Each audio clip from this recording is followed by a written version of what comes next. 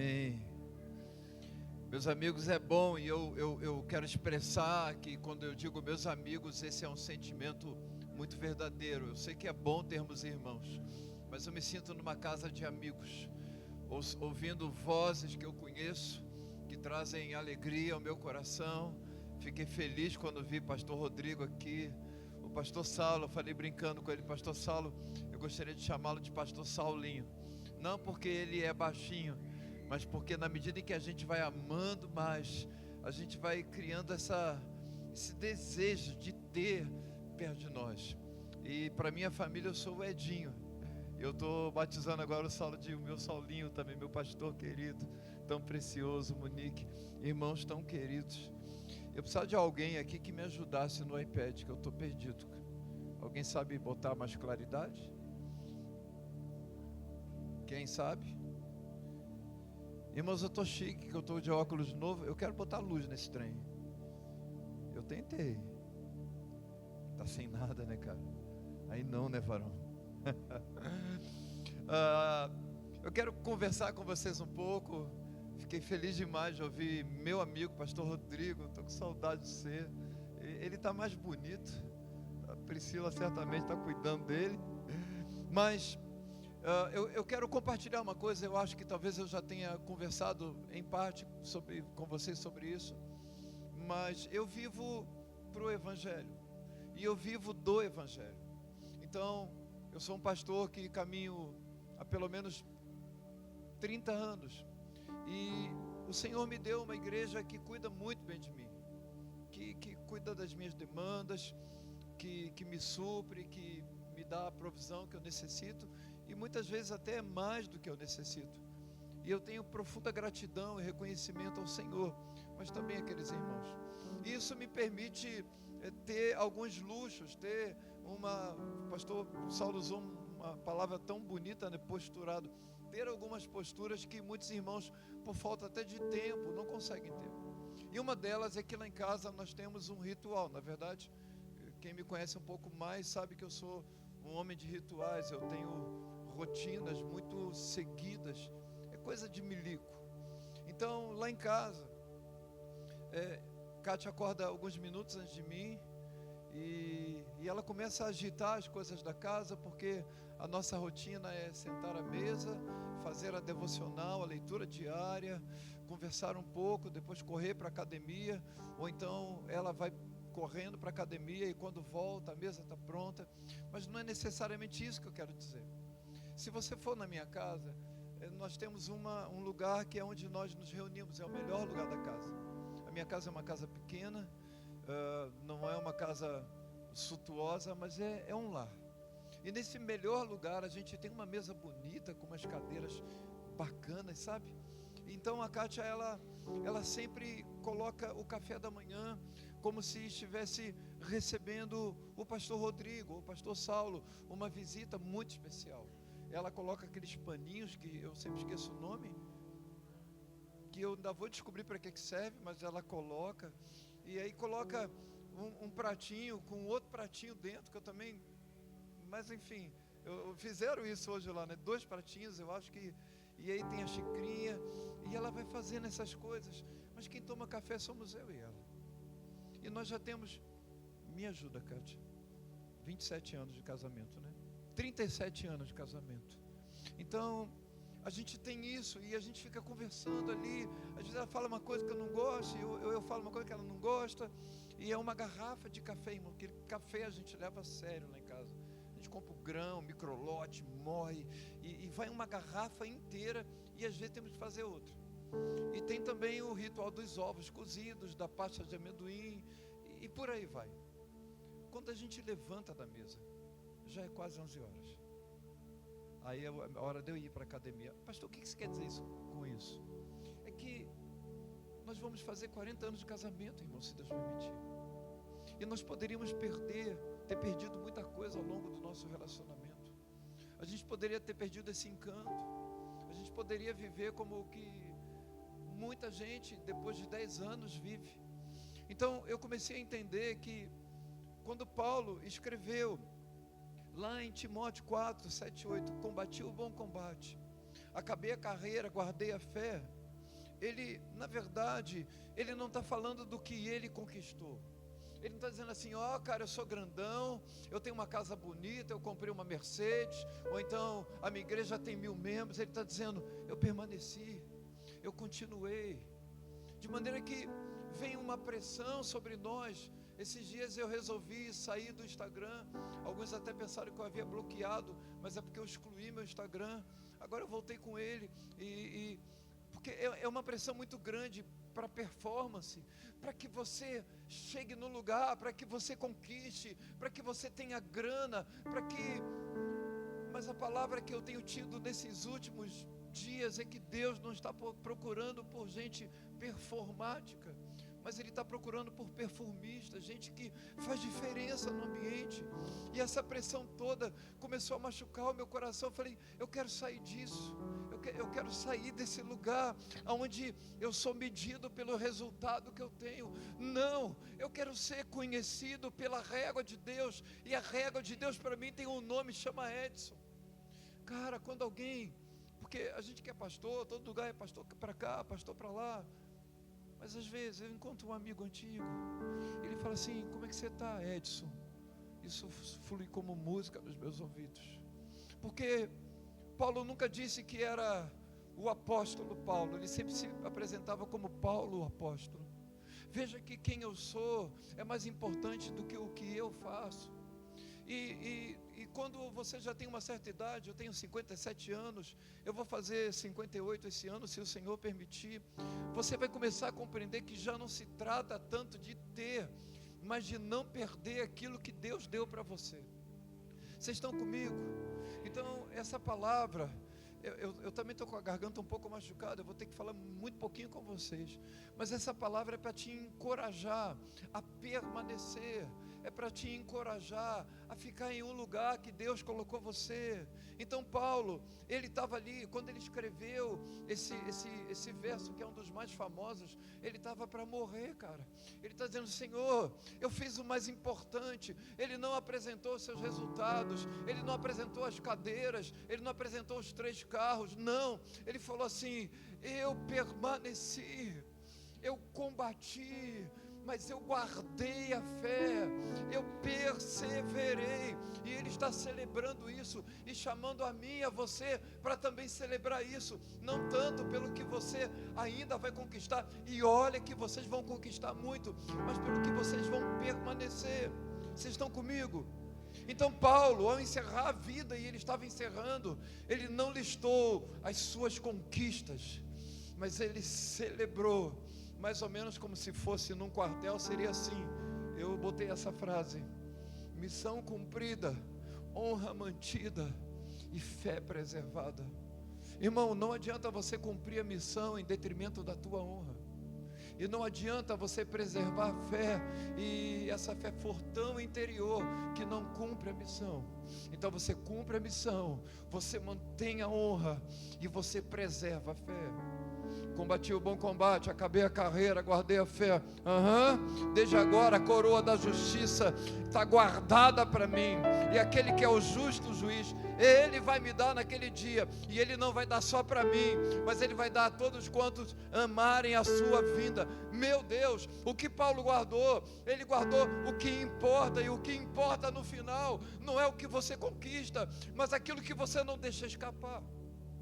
Então quando eu me sento com a Kátia, com a minha Kátia, agora somos só nós 2 em casa, e ela prepara aquela mesa, o café da manhã, todos os dias, eu percebo, algo não escapou, algo a gente não deixou ir embora, e muito mais ela do que eu, porque eu sou muito mais frio para isso.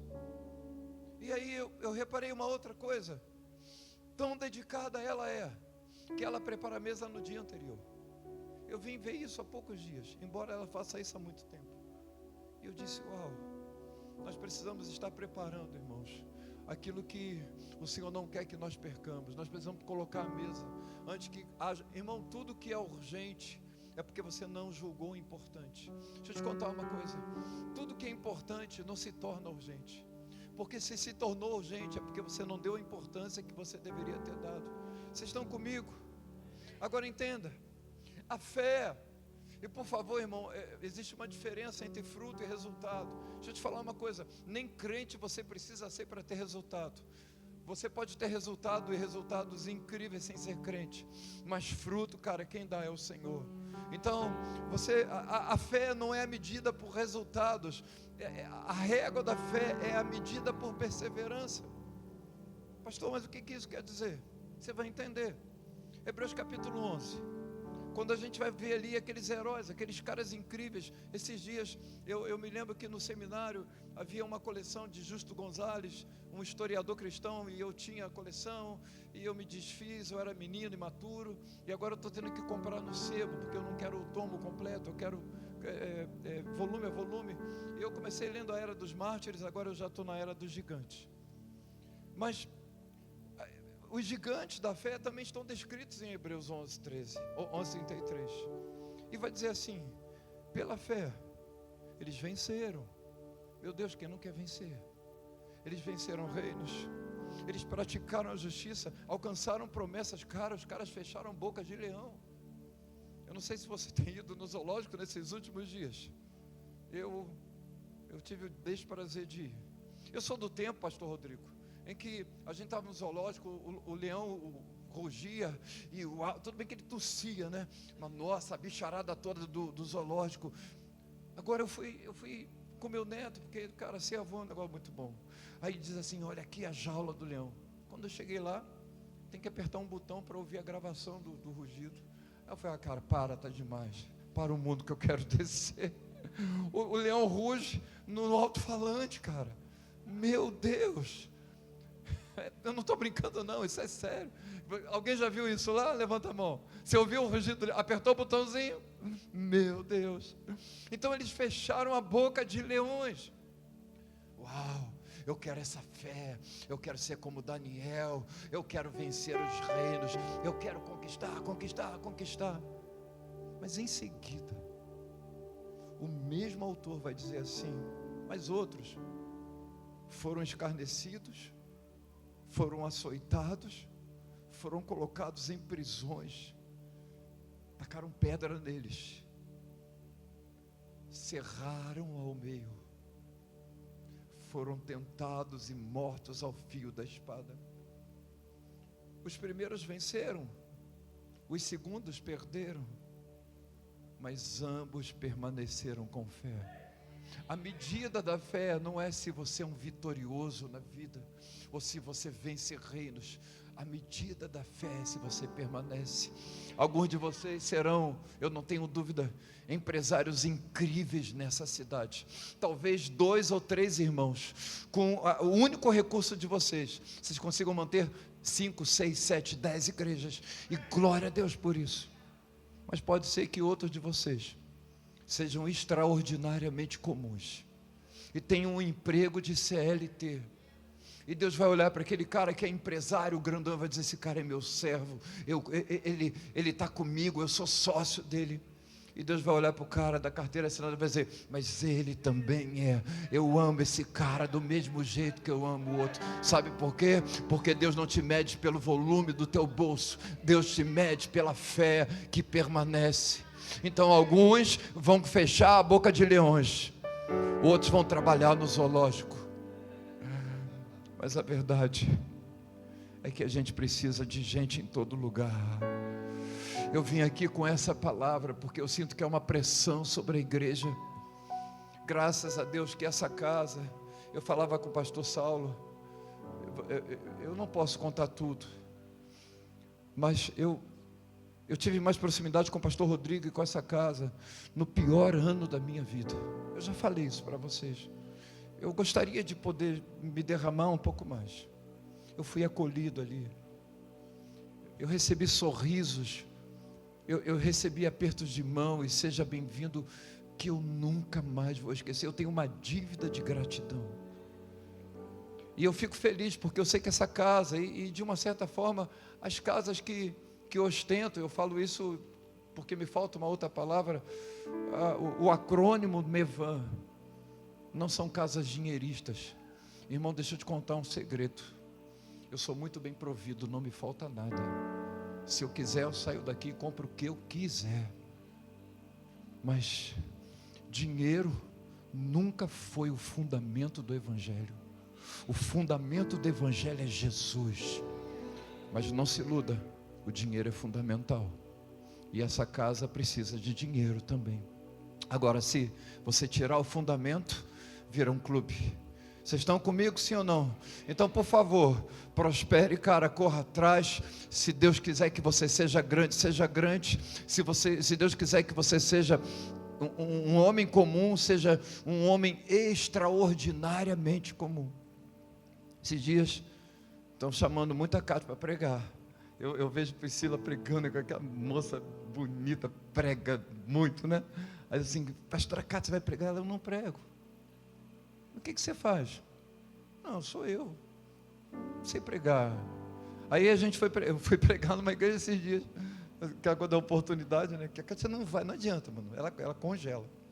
Aí a gente está lá, eu fui pregar. Aí a pastora, agora vamos dar oportunidade à pastora Cátia. Meu Deus. Mas ela resolveu abraçar a maternidade. Irmão, eu conheço muitas mulheres de Deus, mas eu estou por ver uma mulher leoa como essa, uma mãe como essa.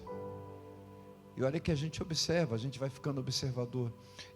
Ela escolheu ser extraordinariamente uma mulher comum, mas na galeria da fé eu tenho certeza o nome dela está lá. Vocês estão comigo? Sim ou não? Então, por favor, vamos conquistar, mas pare de se medir, ou pare de se comparar. Pastor Rodrigo falou com tanta propriedade sobre isso. Pare de se comparar. Você não é comparável a ninguém, você é único, cara. Você é especial, amado de Deus. Então, uns venceram, outros perderam, mas ambos foram aprovados por Deus. Aí, dia desse eu entrei em crise, porque eu pensei assim, o que é ser mais do que vencedor? Porque eu tenho o perdedor, eu tenho o vencedor. Mas aí tem uma categoria nova na Bíblia, que é difícil definir. E tem o que é mais do que vencedor, cara.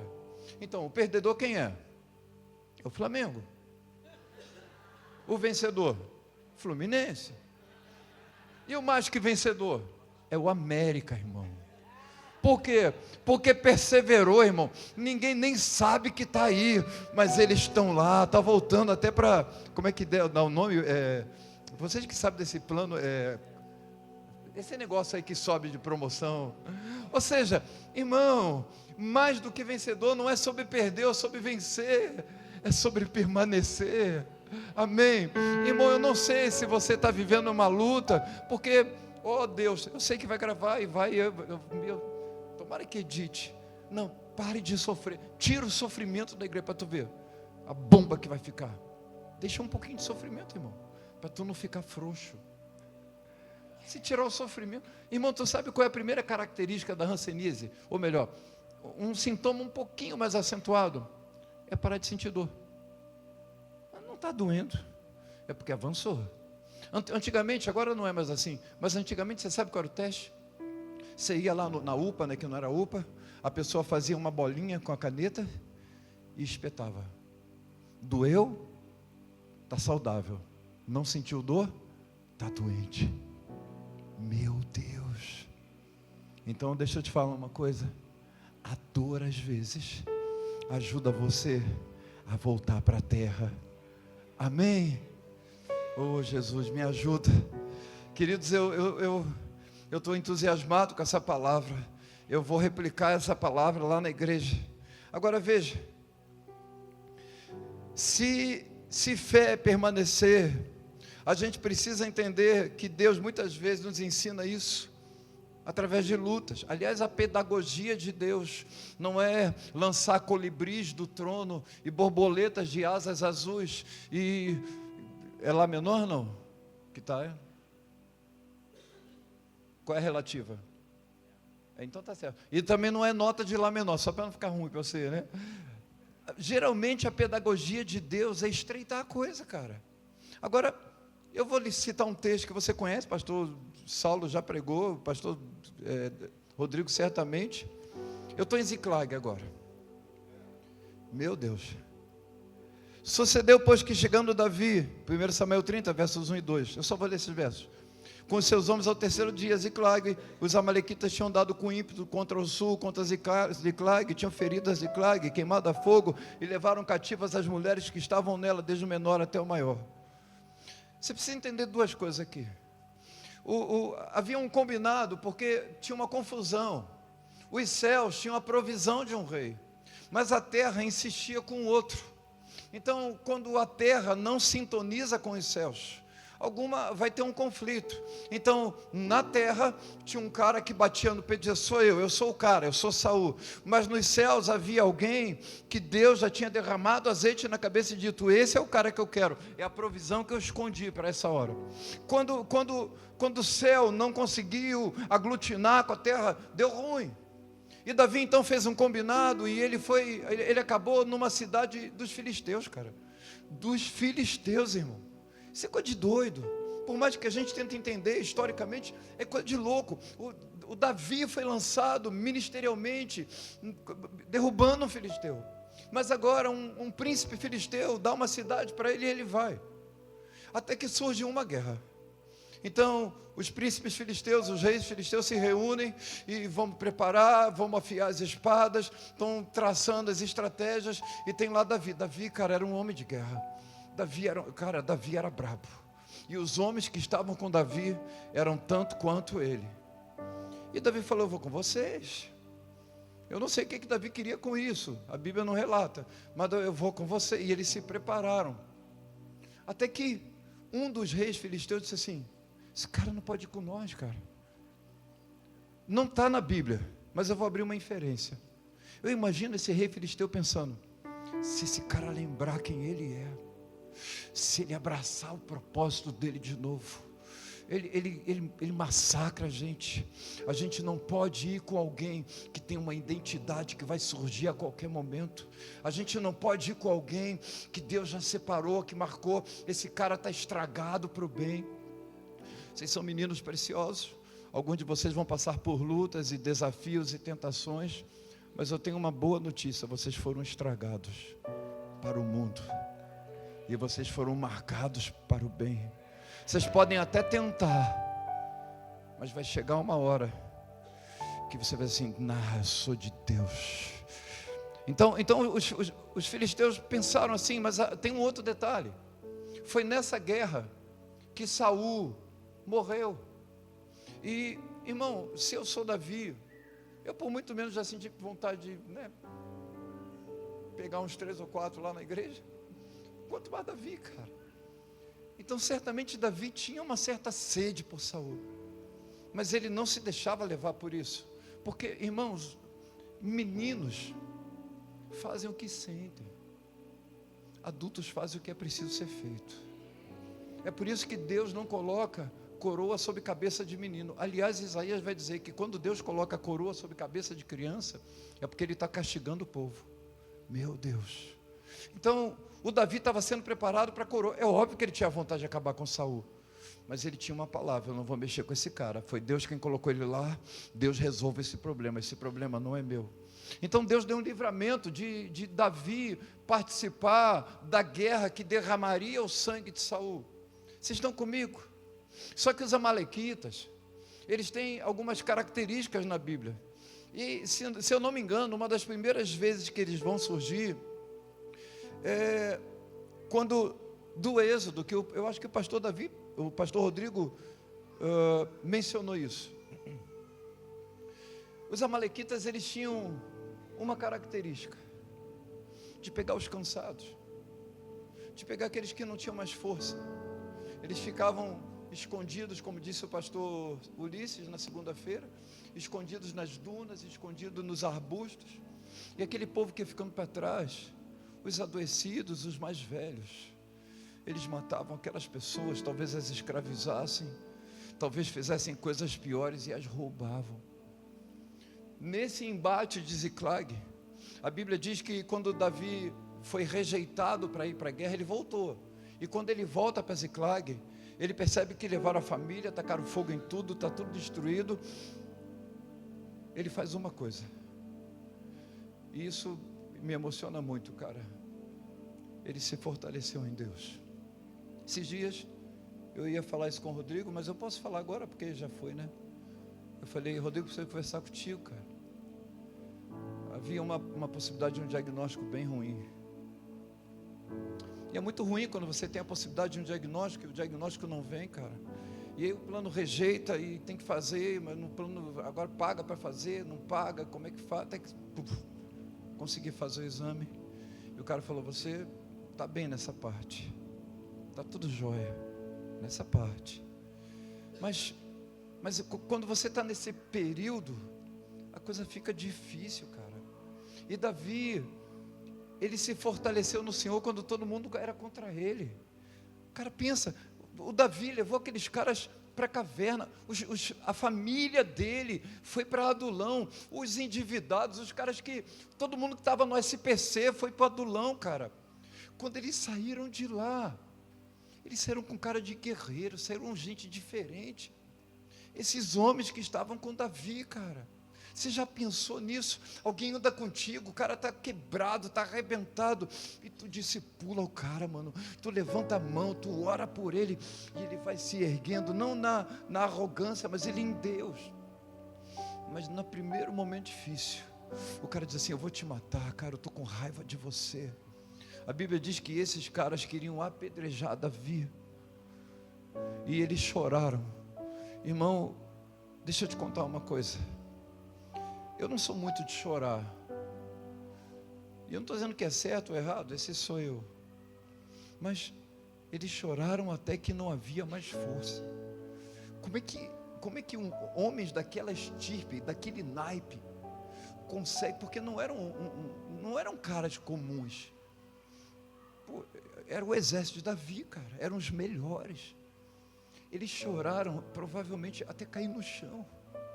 Não tem mais força para nada. Depressão profunda.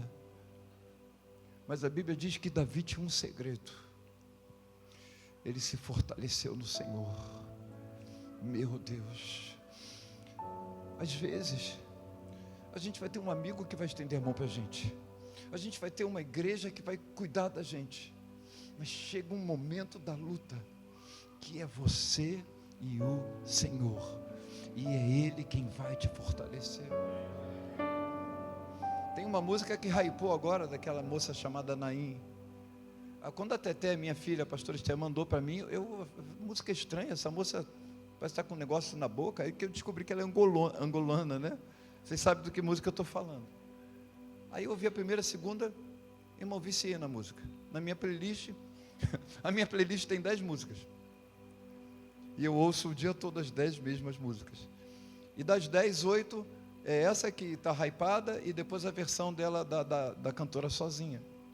E eu fiquei perguntando, Senhor, por que que essa música hypou? Por que em dias, milhões de visualizações, está conhecida no mundo, vai vir no Brasil inclusive. Como é que é isso? Como eu gostaria de tê-la lá? É simples. Ela canta o drama da vida dos crentes. Nas horas mais escuras, todo mundo vai embora. Quando ninguém quer te ouvir, Ele continua te ouvindo. Até quando você para de se amar, Ele continua te amando. Quando você não acredita nem em você, Ele diz, mas eu acredito. Meu amigo, essa mulher recebeu isso de Deus.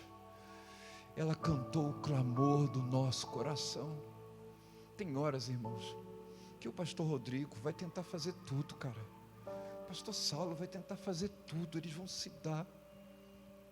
Mas se você não se fortalecer em Deus, você não vai resistir. Vocês estão comigo?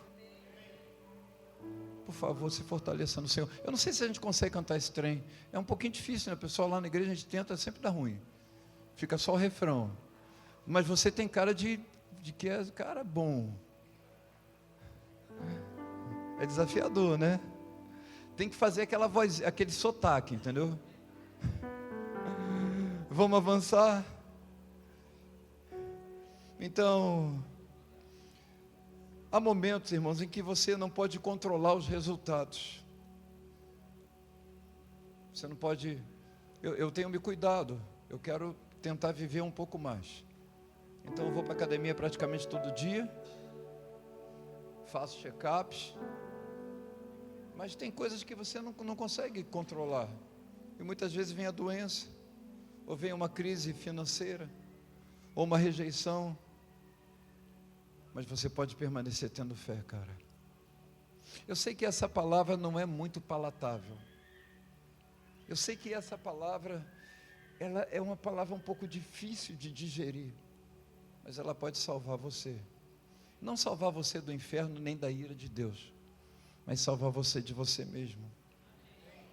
Os amalequitas atacam quando a fé está cansada.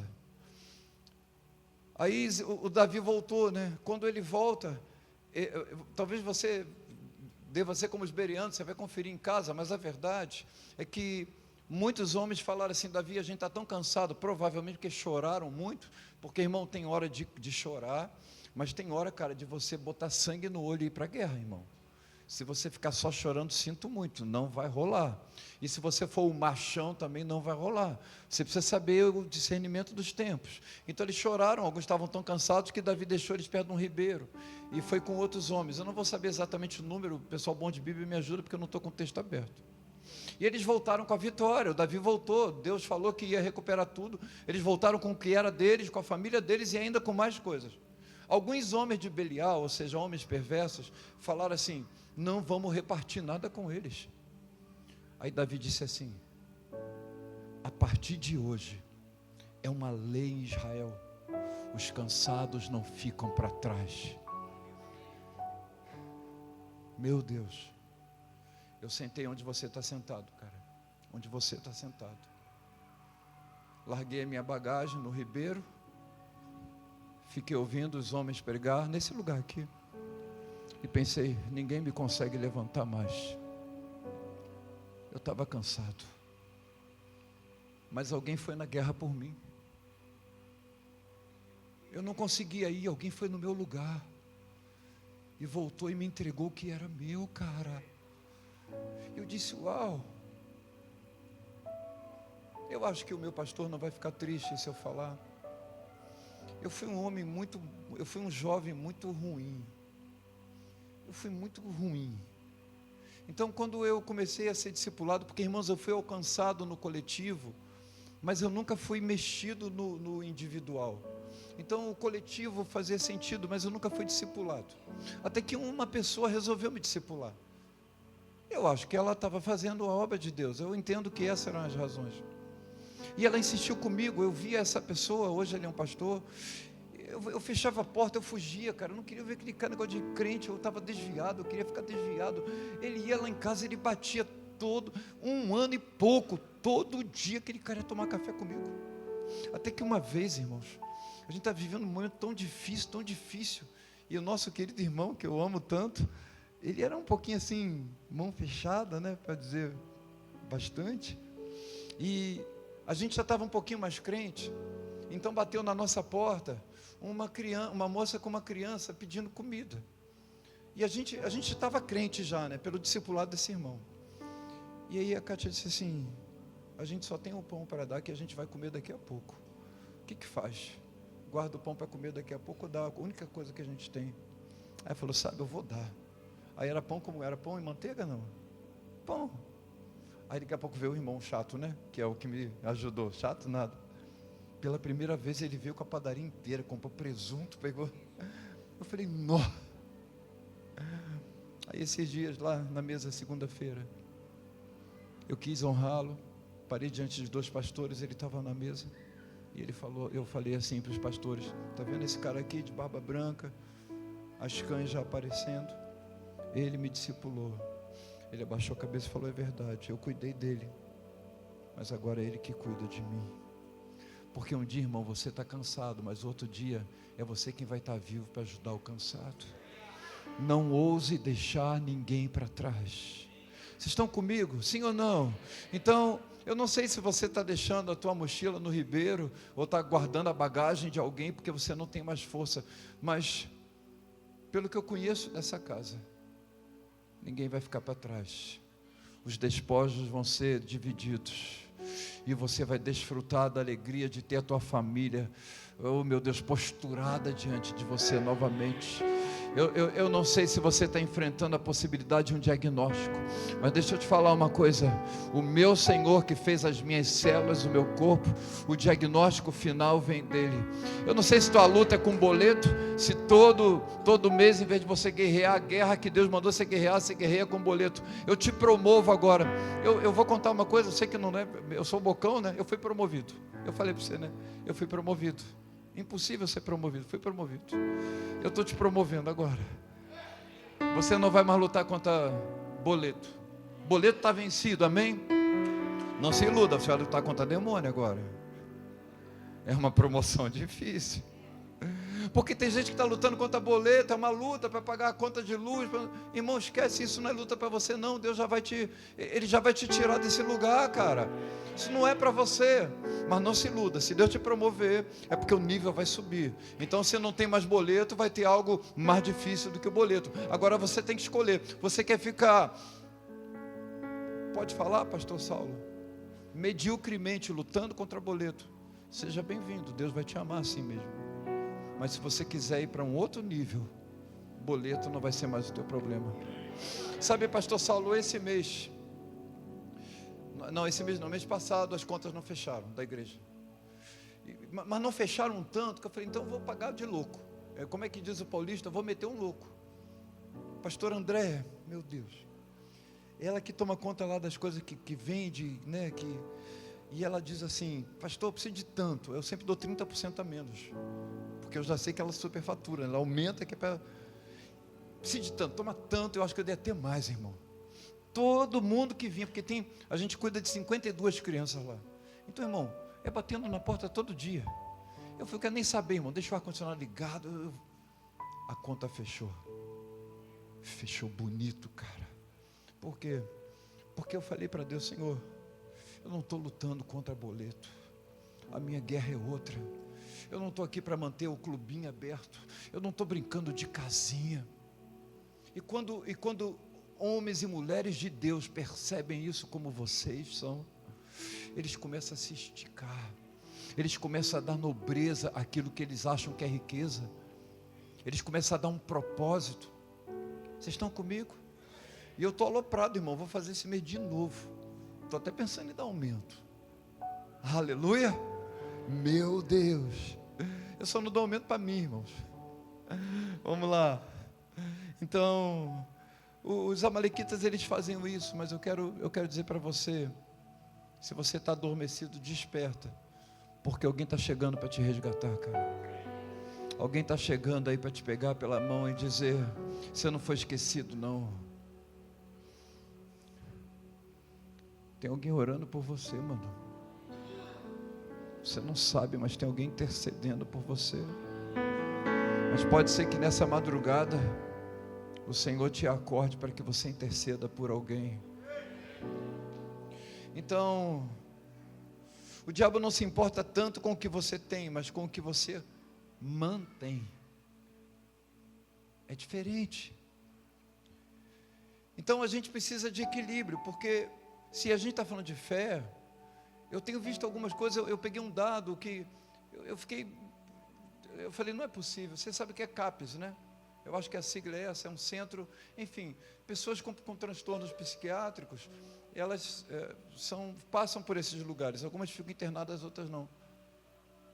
Segundo o dado que eu tenho que confirmar isso, mas eu acho que é correto, mais de 50% é de evangélico, das pessoas com transtornos psiquiátricos.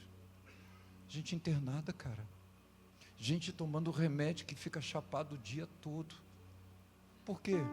Porque na vida, irmão, eu vou terminar, isso não está ali no esboço, existem 5 riquezas, guarda isso, 5 riquezas, e eu vou falar não exatamente na ordem de prioridade, mas meninos, preste atenção nisso.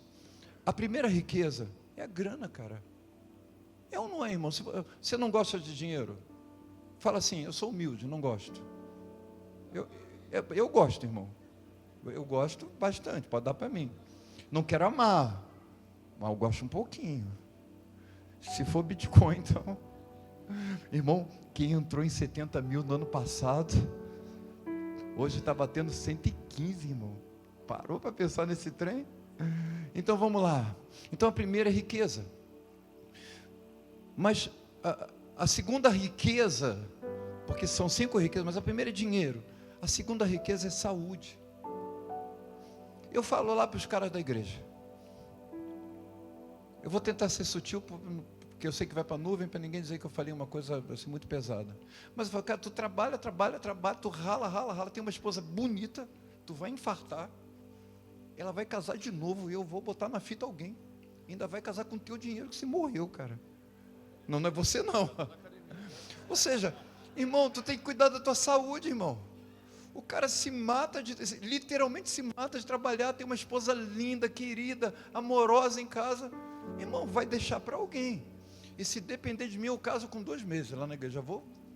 Já avisei. Então, a segunda riqueza é saúde. Amém? A terceira riqueza é família. Você precisa de família, cara. Porque Deus é coletivo. Essa comunidade expandida de Deus manifesta na Trindade. Façamos o homem. É por isso que... Por que a gente está aqui, irmão? É que a gente tem uma poesia, né? Que a gente se ama, todos são bonitos. Para, irmão. A gente está toda hora pisando um no pé do outro. Toda hora um fica aborrecido. A gente sempre volta, cara. Não é que a gente é sem vergonha, não. É que a gente precisa do coletivo. Deus colocou isso no nosso espírito. E assim como a gente precisa estar em coletividade, a gente precisa de família. Amém? Então a terceira riqueza é a família. A quarta riqueza é a sabedoria, irmão. Você precisa de sabedoria. Amém? Porque se você não tiver sabedoria, você vai jogar tudo que você conquistou nas outras riquezas fora. E a quinta é a espiritualidade. Como, estatisticamente falando, talvez o Rodrigo conheça esse cara, mas na época que eu era jovem, um personagem lá do meu bairro ganhou na loteria. Não sei se tinha Mega Sena, mas ganhou. Uau! Mano, o cara ficou rico. Da noite para o dia. E aí, meu pai era amigo, né? Meu pai já faleceu esse ano, em janeiro agora. Mas meu pai era amigo dele, e esse cara tinha negócio de futebol, e às vezes ele comprava um carro para ir para levar os amigos para São Paulo, quando o jogo era lá, e deixava o carro lá. Ou então fazia o contrário. Irmãos, ele foi gastando tudo, até que parece que a última coisa que sobrou foi a autonomia de um táxi. Que ainda valia alguma coisa. Aí veio o Uber, irmão. Acabou. Ele teve dinheiro, mas faltou família, faltou sabedoria, faltou espiritualidade. Irmão, se você der riqueza para quem não tem as outras, essa riqueza vai matar ele. Muitos de vocês estão assim, ó, por um fio para Deus derramar uma prosperidade enorme. Por que Deus não derrama? Porque Ele quer te enriquecer completamente. Ele quer que você seja pleno. Tu acha que é só sobre dinheiro, cara? Não é só sobre dinheiro. Você tem que ter saúde, tem que ter sabedoria. Irmão, vou te contar uma coisa. Pode ser com você, pastor? Vem cá. Assim, não são vocês, mas imagina que chegou uma pessoa humilde aqui, simples. Até a maneira de você olhar para ela, você mata ela. Porque tem pessoas que fazem assim, ó, fica assim de lado. Você é o humilde, você é o simples, tá? Até para olhar para alguém tem que ter sabedoria, cara. Quanto mais, obrigado, querido, quanto mais Deus te exaltar, meu amigo, quanto mais Deus te exaltar, mais amor você vai ter que ter. Agora, às vezes Deus exalta uma pessoa, é como o pastor Hermínio fala, muitas vezes em vez de estender a mesa, levanta o muro, bota concertina, cerca elétrica, 2 chips para ninguém saber o número verdadeiro. Dê acesso às pessoas, abraça as pessoas. Às vezes chega alguém, não sei se acontece isso aqui, às vezes chega alguém que está destruído no vício, crack, drogas pesadas, essas pessoas não têm chance nem de tomar banho. Aí o cara chega na igreja, está sem tomar banho vários dias. Talvez um abraço salvasse aquela pessoa, mas você não abraça porque você vai ficar fedendo. Era só você tomar um banho depois, cara. Vocês estão entendendo isso? Então, não é o que você conquista, mas é o que permanece com você. Será que se você enricar, você vai ser esse cara simples? Você vai ser aqui de campinho? Ou você vai pagar, quanto está o green card lá do Trump? É 5 milhões de dólares. Você vai pagar os 5 milhões, vai meter o pé? Ou você vai entender que tem um propósito nessa casa? Irmãos, eu não precisava mais estar onde eu estou ministrando na igreja. Eu não estou lá por necessidade. Eu estou por propósito. Mas pastor, você já teve por necessidade? Eu vou ser hipócrita dizer que não? Claro que sim. Mas hoje é por propósito, irmão, por legado, é pela próxima geração. Então a gente tem que ter equilíbrio. Por quê? Porque fé demais cria fanatismo. Então, às vezes o cara tem muita fé, mas a fé dele não tem sabedoria. De vez em quando a gente faz uns ofertórios lá malucos. O pastor Rodrigo fez um ofertório lindo. Aí o que os irmãos fazem? Dão aliança. A gente aceita. Aí depois no final do culto, a gente devolve. E diz assim, isso aqui não, irmão. Isso aqui é o sinal de você com a sua esposa. Toma de volta. A gente ganha carro lá, irmão. E a gente chega para a pessoa e fala assim, é a tua ferramenta de trabalho? Tu ganha dinheiro com isso? O teu pão vem por causa disso? Ah, não vem. Tu tem uma palavra? Tem. Então dá para nós. De preferência sem dívida. Não é verdade, pastor Davi? Pastor Davi deu um carro. Você viu lá vários irmãos ao longo desses anos. A questão, irmão, não é você ser generoso ou não ser generoso, mas é a sua fé ser centrada numa palavra. Se você tiver uma palavra, você está garantido, irmão. Você está garantido. Amém. Vamos terminar? Meu Deus. Vocês perdoam que eu estou falando bem baixinho, mas eu estou com a garganta machucada há mais de mês. E eu estou tentando me poupar. Você não foi chamado para conquistar, porque quem conquista por você é o Senhor.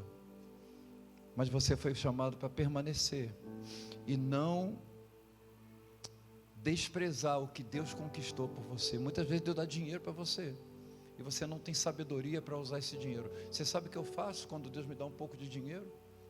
E ele não está sobrando, mas ele está fora do escopo dos... Eu vou para alguém que tem mais sabedoria do que eu com dinheiro e pergunto, o que dá para fazer com esse dinheiro? Eu me aconselho.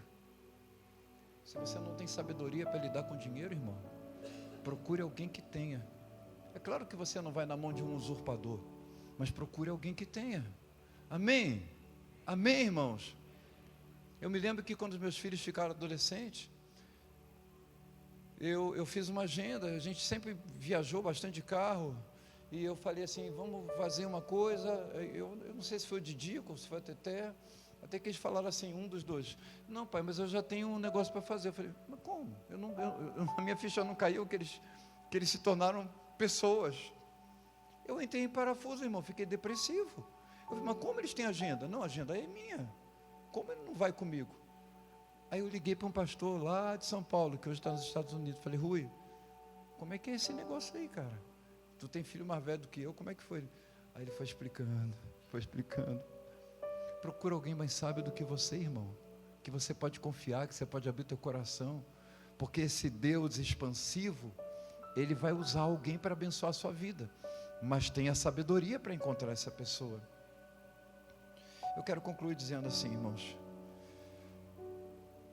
eu falo isso com temor e tremor, porque eu tenho o sonho de plantar igreja. Eu sou plantador de igreja, tá, irmão? Eu sou plantador de igreja. Eu saí daqui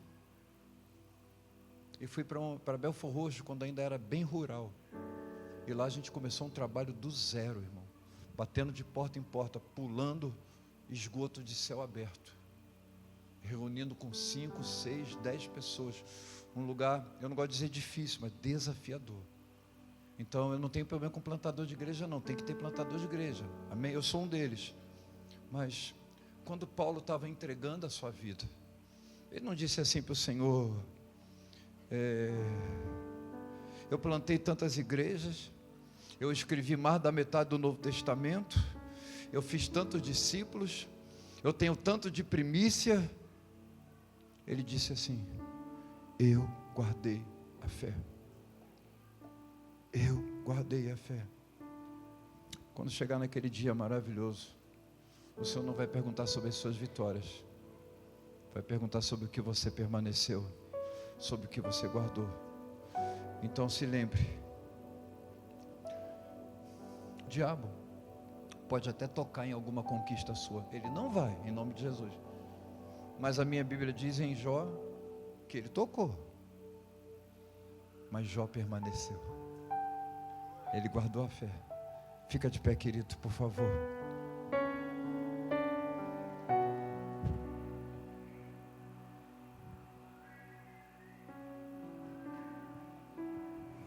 Meu Deus, eu quero orar contigo. E o tipo de... Eu vou fazer apelo, irmão, já vou te dizer. E eu louvo a Deus porque eu não ganho por comissão, tá, irmão? O que Deus tem para me dar, Ele já me deu. Só falta expressar na terra aquilo que já foi expresso nos céus. Mas eu sei que alguns de vocês estão quase esmorecendo na fé. Alguns de vocês estão cansados. Alguns de vocês estão sentindo sozinhos. Parece que foram esquecidos. Eu vim aqui para te lembrar que você vai permanecer e que eu sei que você está cansado, mas você não foi esquecido. E eu quero renovar você no nome de Jesus. Não porque eu tenho esse poder, mas porque a palavra que eu falo é a palavra que Ele fala, que Ele fala, que Ele fala. E essa palavra pode renovar você. Mas escuta uma coisa. Quando eu voltei para Jesus, a história é longa, não vai dar tempo. Pastor Joaquim Filho, Campos Afonso, uma igreja lotada de gente. Ele fez um apelo, ele falou assim: quem quer? Eu estava recém-amputado, com a perna enfaixada, usando muletas, 3 meses de operado, mais ou menos, 4 meses. Eu queria, irmão, mas eu estava com tanta vergonha.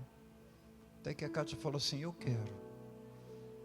E eu disse assim: então vai, mas eu não vou não, porque eu também quero, mas vai ficar todo mundo me olhando.